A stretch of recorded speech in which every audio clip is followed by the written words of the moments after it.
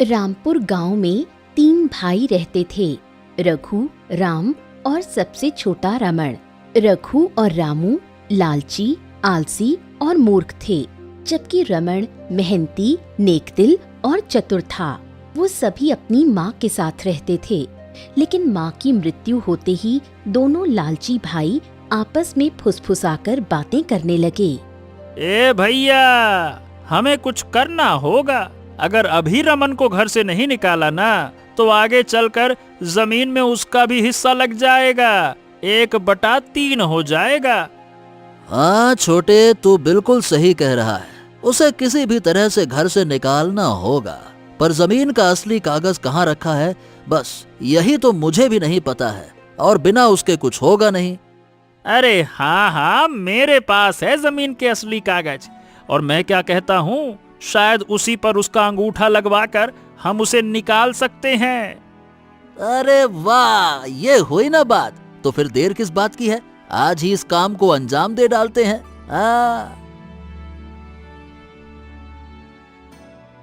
फिर दोनों भाई कागज लेकर रमन के पास जाते हैं। भैया, क्या हुआ? आप दोनों बहुत परेशान लग रहे हैं। सब कुछ ठीक तो है ना? देख रमन, अब माँ तो इस दुनिया में रही नहीं, अब ये घर और जमीन अब हमारे नाम होंगे। अरे भैया, आप ये कैसी बातें कर रहे हैं? हम 3 भाई हैं, तो जमीन का भी 1/3 यानी कि तीनों का बराबर हिस्सा होना चाहिए ना। ऐसा तो कभी नहीं होता कि किसी एक को सब मिल जाए और बाकी 2 को कुछ न मिले।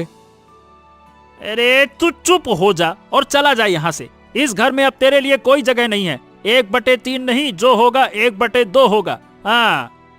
नहीं भैया, मैं इस घर से नहीं जाऊंगा। ये घर मेरा भी है और इस पर मेरा भी अधिकार है। अरे अगर तू अपनी बात पर अड़ा रहेगा तो मैं जबरन तुझे निकाल दूंगा। और पहले इस कागज पर अंगूठा लगा। ये रहा, लगा जल्दी से। नहीं, मैं कोई कागज पर अंगूठा नहीं लगाऊंगा। अरे लगाना ही पड़ेगा, वरना हम तुझे जान से मार देंगे। लगा अंगूठा, तू लगा, ससुर का नाती, लगा। मजबूरी में रमन अंगूठा लगा देता है। अब तू निकल जा मेरे घर से, यहाँ तेरे लिए कोई जगह नहीं है।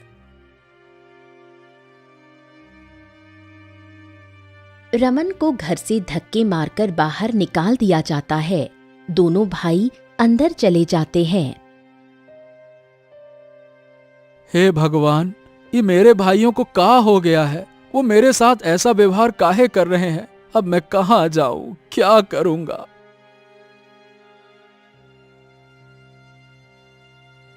रमन भूखा प्यासा गांव-गांव भटकता है। कई दिन बीत जाते हैं।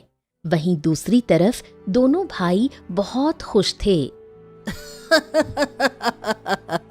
अरे रामू भाई, छोटे, मजा आ गया। अब हमारा घर जमीन सिर्फ हम दोनों का है, यानी कि 1/2।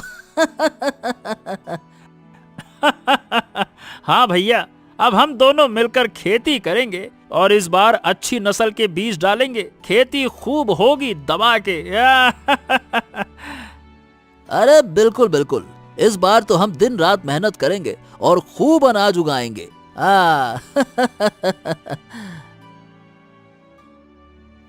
दोनों भाई खुशी खुशी खेती में लग जाते हैं। उधर रमन भटकते भटकते एक दिन साधु बाबा से मिलता है। हरिओम हरिओम हरिओम। पुत्र, तुम इतने उदास क्यों हो? तुम्हारे चेहरे पर पीड़ा झलक रही है, क्या बात है? बाबा, मेरे दोनों भाइयों ने मुझे धोखा दिया, घर और जमीन अपने नाम करवा ली और मुझे धक्के मारकर बाहर निकाल दिया। पुत्र, ये तुम्हारे भाइयों के लालच का फल है, पर तुम इस तरह भटकते क्यों हो? सामना करो मुसीबतों का, अपनी बुद्धि का इस्तेमाल करो। हाथ पांव बांधकर बैठने से कुछ भी हासिल नहीं होगा। पर बाबा, वो दोनों मेरे बड़े भाई हैं, मैं उनके साथ कैसे गलत कर सकता हूँ? बेटा, गलत का जवाब सही से देना ही सबसे बड़ा धर्म है। याद रखो, कर भला तो हो भला। हरिओम हरिओम।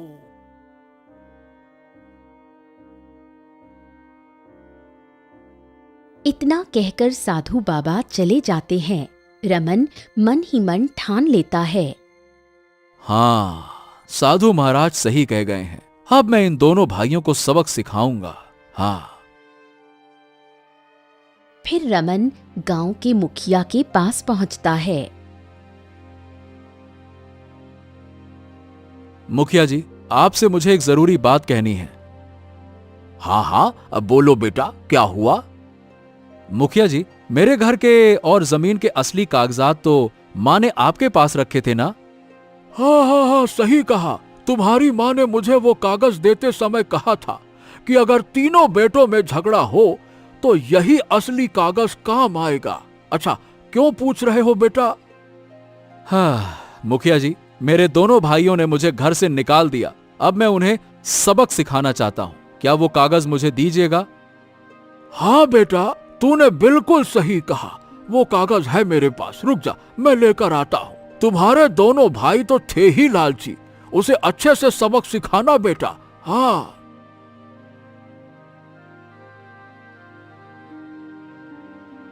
मुखिया असली कागज लाकर रमन को दे देता है। रमन वो कागज लेकर घर लौट आता है। अरे तू फिर से आ गया रमन। अरे मैंने कहा था ना कि तेरे लिए इस घर में कोई जगह नहीं है। भैया, लगता है कि इसे मार खाए बिना चैन नहीं मिलेगा। फिर हमारे पास आ गया मार खाने के लिए। देखो भैया, देखो भैया, आप दोनों को मैं यहाँ कुछ याद दिलाने आया हूँ। मैं ये याद दिलाने आया हूँ कि तुम्हें ये घर और जमीन छोड़कर जाना होगा। अरे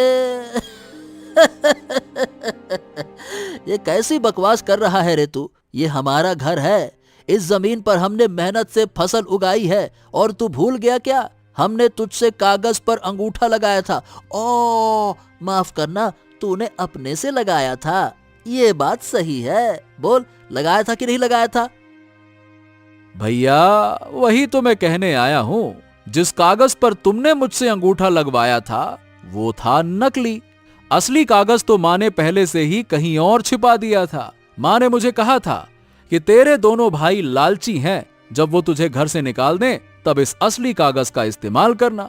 और आज मैं वही, ये देखिए, असली कागज लेकर आया हूँ। और अब ये घर मेरा है और तुम्हारी मेहनत से उगी हुई फसल भी मेरी है, मेरी, क्योंकि वो जमीन मेरी है, समझे? अरे ये झूठ है, झूठ है ये सब। तू हमें यहाँ से नहीं निकाल सकता। फालतू में नकली कागज बना के ले आया है तू। झूठ बोल रहा है तू, झूठ। हाँ, अरे चल जा यहाँ से, वरना मार मार के तेरा भरता बना देंगे। अंजाम बहुत बुरा होगा। निकल यहाँ से। इतने में दो गांव वाले वहां आ जाते हैं। अरे भाई, रमन ने बिल्कुल ठीक कहा। दोनों भाई तो बचपन से ही लालची हैं। हाँ, और नहीं तो क्या। कभी अपने माँ बाप की सेवा नहीं की और अब इस बेचारे भाई को घर से ही निकाल दिया। इसीलिए ही तुम्हारी माँ ने असली कागज रमन को दिया था।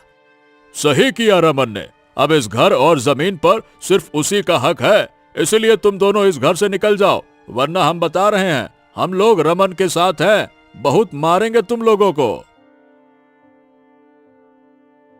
गांव वालों की बात सुनकर रघु और रामू गुस्से में सबसे बड़बड़ाते हुए वहां से चले जाते हैं।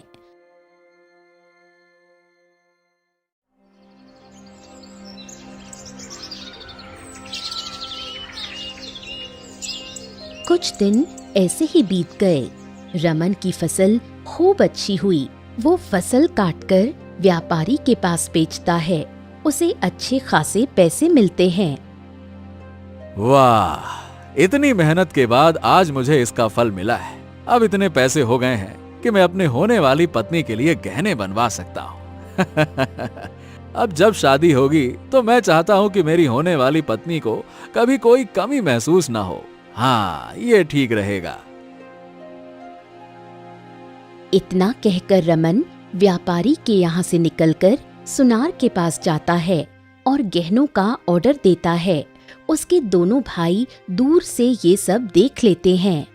देखो तो रघु भैया, ये ससुरा रमन गहने बनवाए हैं। अगर ये सब हमारे हाथ लग जाए फिर तो हमारी किस्मत चमक जाएगी, क्या कहते हो? अरे बिल्कुल सही कहा तूने।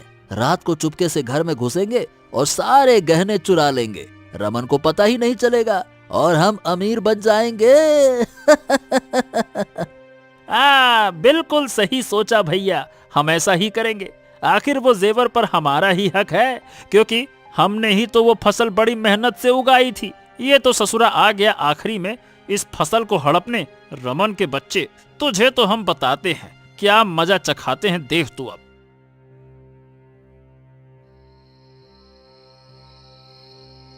फिर रात के समय दोनों भाई दबे पांव रमन के घर में घुसते हैं। भैया आवाज मत करना, सीधा उस संदूक तक पहुंचते हैं, आराम से आराम से। हाँ हाँ हाँ, सावधान रहना, यहीं वो गहनों का बक्सा है, आराम से आराम से। दोनों गहनों का बक्सा उठा लेते हैं और बाहर आकर खुशी से झूम उठते हैं। आहा, हमने तो कर दिखाया भैया। अब तो हमारी गरीबी हमेशा के लिए खत्म हो जाएगी। गरीबी से बच गए, बच गए, बच गए। बस कल ही सुनार के पास इसको जाकर बेच देंगे, बहुत अच्छे पैसे मिलेंगे।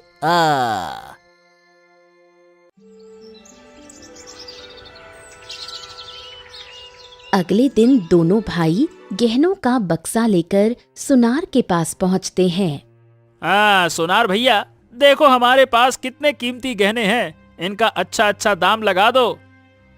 अरे रामू रामू, आओ आओ। अरे भाई, इतने सारे गहने कहाँ से ले आए भैया? अरे भाई सुनार, आप तो आम खाओ, गुठलियां क्यों गिन रहे हो? मैं कहीं से ले आया हूँ, उससे आपको क्या है? बस मुझे कड़क नोट दे दो। फिर सुनार वो गहने देखता है और जोर से हंस पड़ता है। अरे ओ नालायको, इतने बड़े हो गए हो, लेकिन तुम्हें यह भी नहीं पता कि क्या असली और क्या नकली होता है। तुम दोनों तो बेवकूफों के भी सरदार निकले। अरे ये तो नकली है, नकली, इनकी तो कोई कीमत ही नहीं है। क्या नकली?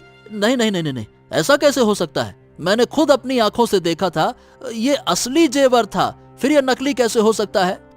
हमें धोखा दिया गया है, रमन ने हमें धोखा दिया है भैया। हाँ। अरे तुम दोनों हमें बेवकूफ समझ रहे थे ना? रुक जा, अभी सबक सिखाता हूँ। अरे भाइयों, अरे सुनो, इधर आओ, इधर आओ। इन दोनों बेवकूफों ने मुझे कहीं से चोरी करके नकली जेवर बेचने की कोशिश की। इनको तो सबक सिखाना पड़ेगा। हाँ।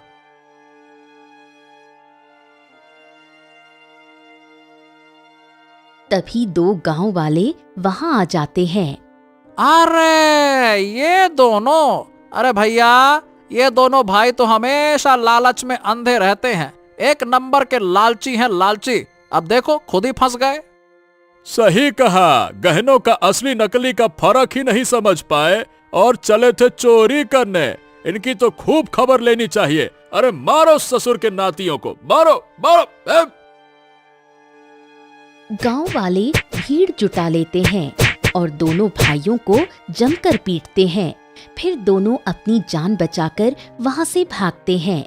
कुछ देर बाद दोनों भाई बुरी तरह पिटकर एक कोने में बैठे थे।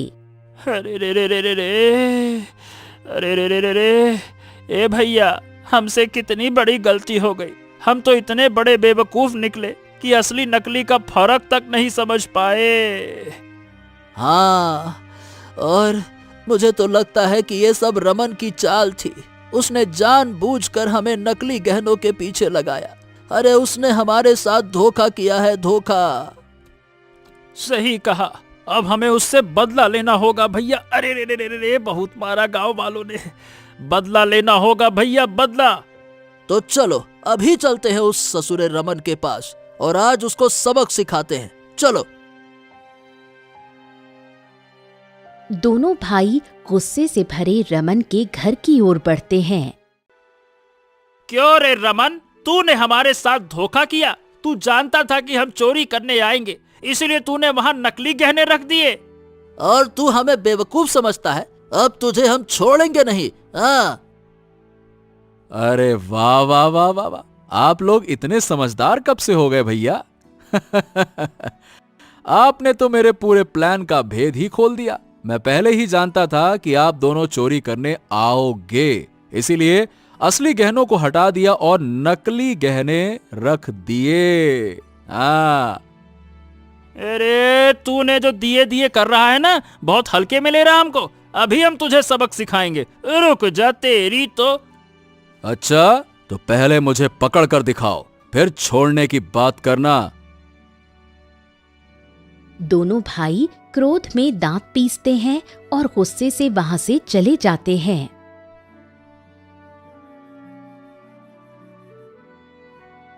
हाँ, अच्छा हुआ कि मैंने वो गहने गुफा में छुपा दिए, वरना ये दोनों लालची भाई आज उन्हें बर्बाद कर डालते।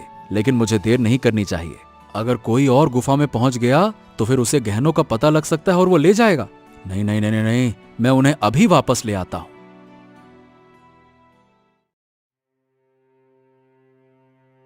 इतना कहकर रमन घने जंगल होते हुए गुफा तक पहुंचता है और उसके अंदर जाकर अपने जेवर ढूंढने लगता है।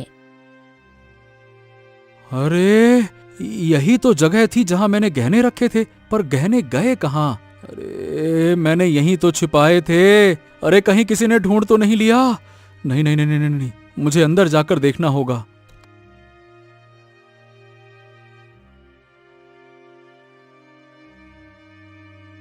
वो और गहराई में जाता है।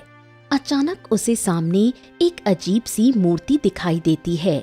मूर्ति की आंखों से चमक निकलती है। ठहर जा मनुष्य, क्यों आया है तू यहाँ? यदि तू लालच से आया है तो यहीं मारा जाएगा, यदि गलती से आया है तो बच जाएगा। सच सच बता, क्यों आया है? मैं यहाँ लालच से नहीं आया। मैंने अपने गहने यहाँ छुपाए थे, उन्हीं को अब लेने आया हूँ ताकि अपनी पत्नी को सुख दे सकूं। बस यही मेरी सच्चाई है। ठीक है, तुम्हें अपने गहने मिल सकते हैं, लेकिन उसके लिए मेरे प्रश्न का उत्तर देना होगा।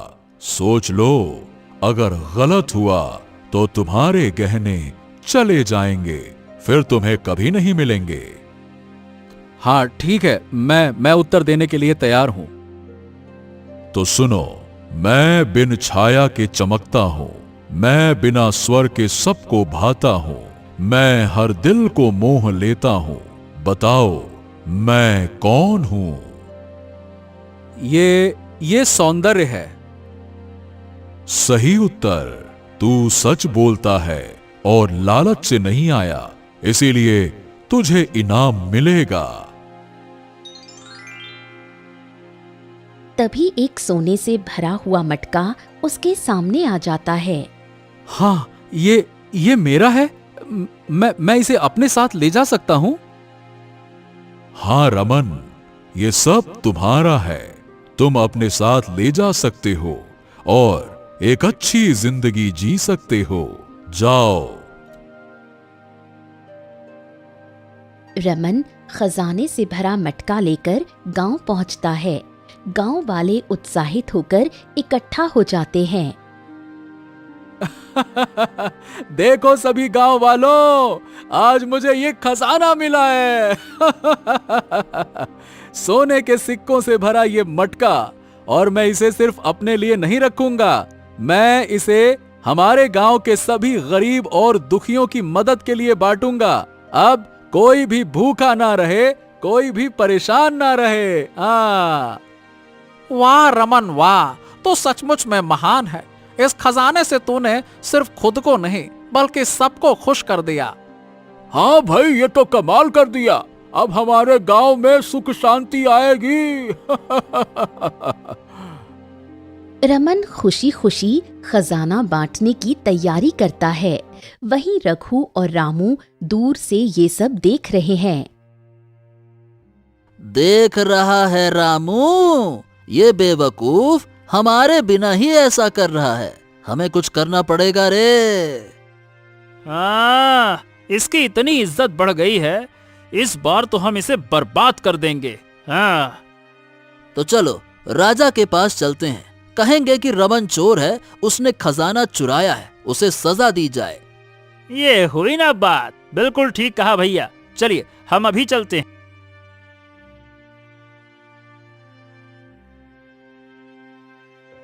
फिर रघु और रामू राजमहल पहुंचते हैं। कहो क्या परेशानी है तुम लोगों को? महाराज परेशानी हमें नहीं, परेशान तो एक आदमी कर रहा है सबको, बस उसी की शिकायत हम लेकर आए हैं। महाराज, मेरा छोटा भाई रमन चोर है, उसने खजाना चुराया है और खुद ऐश कर रहा है। ये क्या बात कर रहे हो? हमारे राज्य में चोरी ये बिल्कुल बर्दाश्त नहीं की जाएगी। सैनिकों, अभी जाओ और उस रमन को बंदी बनाकर हमारे सामने पेश करो। जाओ।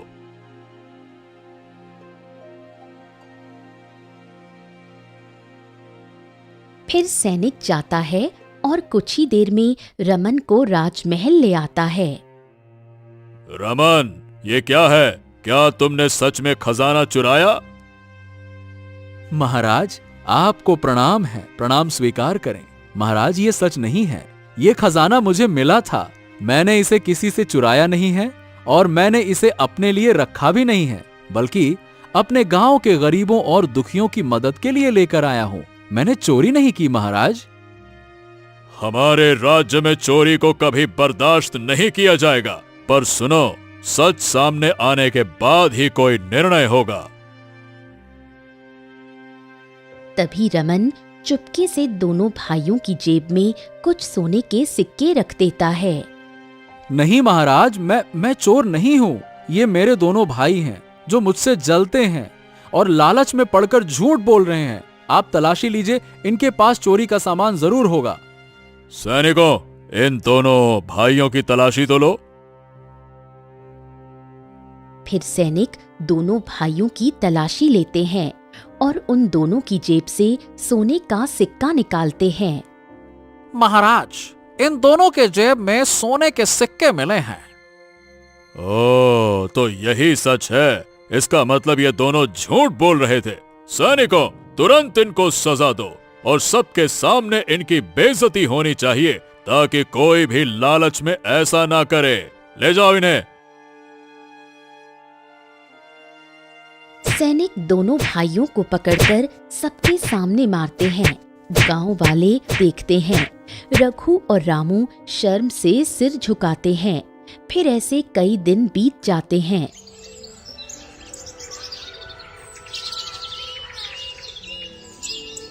फिर एक दिन गांव में सैनिक आता है।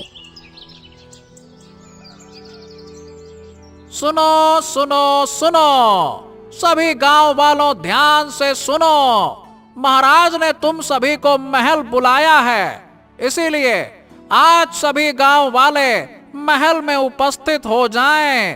राजकुमारी का स्वयंवर है। अरे वाह, यह तो बड़ी अच्छी बात है। राजकुमारी का स्वयंवर होगा, मतलब देखने लायक होगा। चलो भाई, हम सब लोग जरूर आएंगे। हाँ। अरे ये मौका तो हमें हाथ से छोड़ना ही नहीं चाहिए। रामू, चलो हम दोनों भी चलते हैं। वहां रमन जरूर आएगा, उसे नीचा दिखाने का अच्छा मौका मिलेगा। हाँ भैया, आपने बिल्कुल ठीक कहा। चलिए हम भी चलते हैं और इस बार तो रमन को हरा कर ही रहेंगे। हाँ। अरे बेवकूफों, ये क्या सुन रहा हूँ मैं? तुम दोनों से ये काम होगा? अरे छोड़ो, पूरे गांव में जोकर बन गए हो जोकर। तुम दोनों तो बस मार खाने वाले ढोलक हो, जहां जाते हो वहां बजा दिए जाते हो। यानी कि ऐसे ढोलक जिस पर कोई भी हाथ मार के तनक तनक धन धन कर देता है तुम्हारा। अरे काका, देखना, हम भी इस बार बाजी मारेंगे और फिर सबकी बोलती बंद कर देंगे। हाँ। फिर सभी गांव वाले राजमहल की तरफ जाते हैं।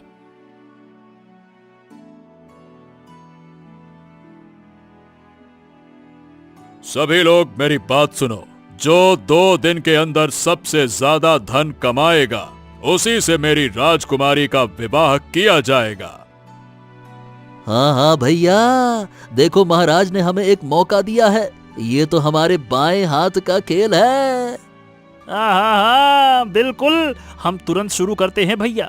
रमन को पता भी नहीं चलेगा कि हम कितने चालाक हैं। महाराज, मैं भी धन लाकर दूंगा। आप देखिएगा, मैं मेहनत और ईमानदारी से सब करूंगा। फिर तीनों भाई दरबार से निकलते हैं। रघु और रामू हंसते हुए कहते हैं, रामू, अब आने वाला है असली मजा। रमन को देखना, उसकी आंखें फटी की फटी रह जाएंगी। हम इतना धन ले आएंगे। हाँ भैया, और अगर रमन आगे बढ़ा तो बस उसकी चालाकी को मात दे देंगे। बस अब हमें किसी भी तरह से मुखिया के घर चोरी करना है। सुना है उसकी तिजोरी में बहुत सारा खजाना है। अगर वो हमारे हाथ लग जाए फिर तो कमाल हो जाएगा, कमाल। हाँ, तुमने बिल्कुल ठीक सोचा रामू। चलो, हम आज रात ही मुखिया के घर चोरी करके फिर वो सारा खजाना राजा को दे देंगे। राजा खुश होकर राजकुमारी की शादी मुझसे कर देंगे। फिर हम दोनों मिलकर पूरे राज्य पर राज करेंगे।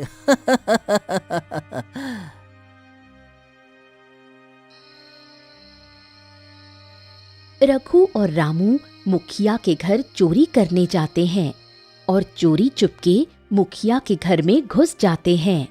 ए रामू, देखो, अगर आज हम सफल हो गए तो रमन की आंखें फैल जाएंगी। हाँ भैया, और अगर पकड़े गए तो हम दोनों यही मारे जाएंगे, ये भी याद रखना। इसलिए जल्दी करो और मुंह बंद करके चुपचाप हाथ चलाओ। चलो चलो चलो, जल्दी करो। फिर दोनों जल्दी से मुखिया की तिजोरी से सारा धन निकाल लेते हैं। अरे जल्दी करो भैया, समय कम है, वरना कोई देख लेगा हमें। हाँ हाँ हाँ हाँ, डर मत, मैंने तो पहले ही योजना बना ली थी। चलो अब हम निकलते हैं। चलो चलो चलो चलो। तभी मुखिया की पत्नी अचानक आती है। अरे, तुम लोग यहाँ क्या कर रहे हो? चोरी करने आए हो क्या? अरे अम्मा, हम तो बस वो आपको देखकर डर गए। ये झोला गलती से यहाँ आ गया। हाँ भैया, मैं भी बस गलती से यहाँ आया था। नोट तो नहीं, कुछ नहीं। चलो चलो चलो, भूल गया। हाँ, मैं क्या। ए हरिया बिरजू, पकड़ो इन दोनों बेवकूफों को और अच्छी तरह से इनकी सुताई करो पहले। आइंदा से फिर कभी चोरी करने के बारे में सोचे भी नहीं। मारो इनको। फिर हरिया और बिरजू मिलकर दोनों भाइयों की जमकर पिटाई करते हैं, जिससे दोनों भाई रोते हुए वहां से चले जाते हैं। अरे रे रे रे रे रे रे रे, इतनी बड़ी बेइज्जती, और हम सोच रहे थे कि रमन पर हंसेंगे। अब हमारी आंखों के सामने हमारी ही मूर्खता उजागर हो गई। हाँ भैया, सच में रमन ने हमसे बड़ा खेल खेल लिया और अब हमारी चालाकी हमारी ही हार बन गई।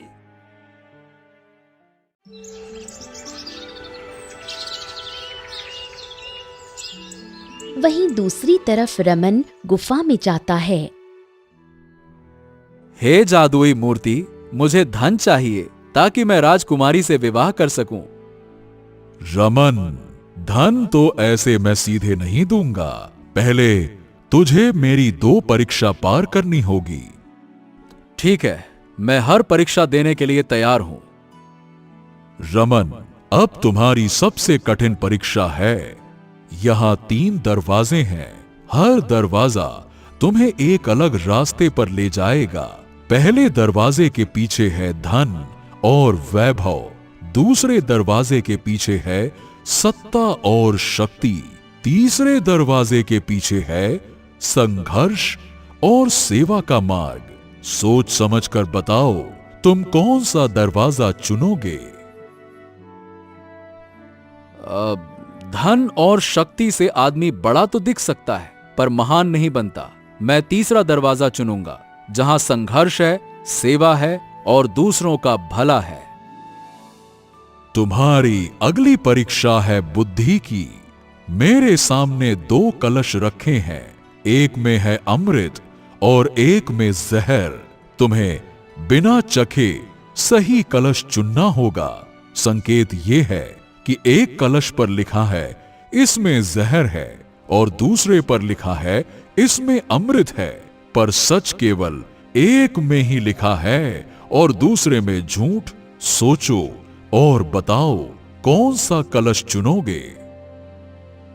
यदि जिस पर जहर लिखा है वो सच मान लूं तो दूसरे की लिखावट झूठ होगी और दोनों में जहर ठहर जाएगा, ये असंभव है। यदि जिस पर अमृत लिखा है ये सच मान लूं तो पहला झूठ होगा और दोनों में अमृत ठहरेगा, ये भी असंभव है।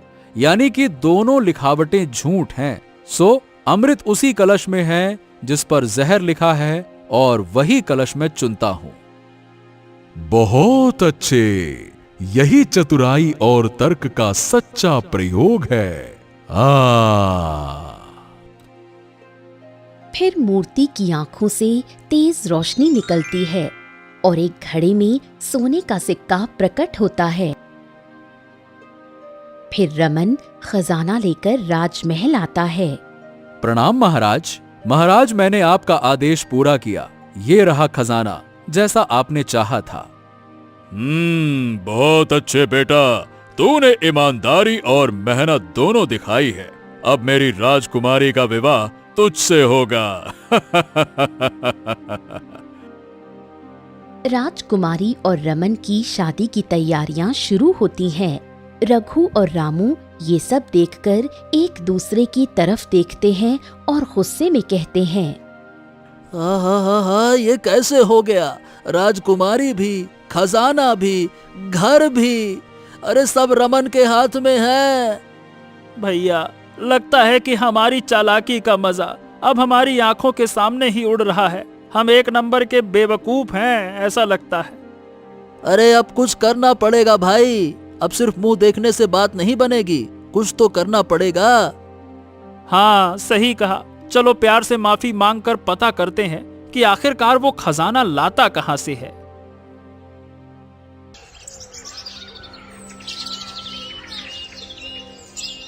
फिर अगले दिन रघु और रामू रमन के पास जाते हैं।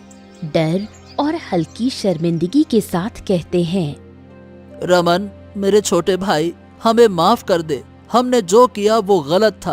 अब मैं वैसी गलती नहीं करूंगा। बस मुझे एक बात बता दे। हाँ रमन, ये बता कि ये खजाना तू लाता कहां से है। थोड़ा हमें भी बता दे ताकि हम भी थोड़ा पैसे वाले हो जाएं। सबसे मार खा खा कर हम दोनों अब थक चुके हैं। अच्छा, ये बात है तो सुनो। जंगल में एक गुफा है। गुफा में जाना और वहीं तुम्हें एक मूर्ति मिलेगी। फिर उसके पास जाकर कहो कि आप लालची हो और धन चाहिए। हाँ, तुम्हारा बहुत बहुत धन्यवाद रमन भाई। मैं वैसा ही करूंगा। अब मैं भी तुम्हारे जैसा अमीर बन के दिखाऊंगा। किस्मत ने बहुत बार धोखा दिया, इस बार कोई मौका नहीं छोड़ूंगा। हाँ, धन्यवाद धन्यवाद। इतना कहकर फिर दोनों भाई घने जंगलों से होते हुए उस गुफा के अंदर जाते हैं। बस कुछ देर में हम भी अमीर बन जाएंगे। फिर दोनों जैसे ही मूर्ति के सामने जाते हैं, तभी मूर्ति कहती है, तुम यहाँ क्यों आए हो? हम लालची हैं। हमें खूब सारा धन चाहिए, भर भर के धन चाहिए। हाँ हाँ, सच में हम में बहुत लालच है। अगर तुमने हमें धन नहीं दिया तो हम तुम्हें ही तोड़ देंगे और तुम्हारे अंदर से धन निकाल लेंगे। हाँ हाँ, लालच से आए हो, है ना? तो सुन लो, जो लालची मन लेकर आता है उसका अंत पत्थर बनकर होगा। मूर्ति की आंखों से लाल रोशनी निकलती है। अरे रामू, ये क्या? लाल रोशनी, लगता है हमें खजाना देने वाली है। हाँ। अरे भैया, लगता है ये मूर्ति मजाक कर रही है। अरे अरे अरे भागेंगे कैसे? हम तो मूर्ति को तोड़ने आए थे। इसने तो मुझे खजाना भी नहीं दिया। अरे भैया भागो, अगर जान बची तो हम धन कमा लेंगे, लेकिन ये मूर्ति हमें तो पत्थर बना देगी। जल्दी से भागो भागो भागो। दोनों भाई गुफा से बाहर भागते हैं।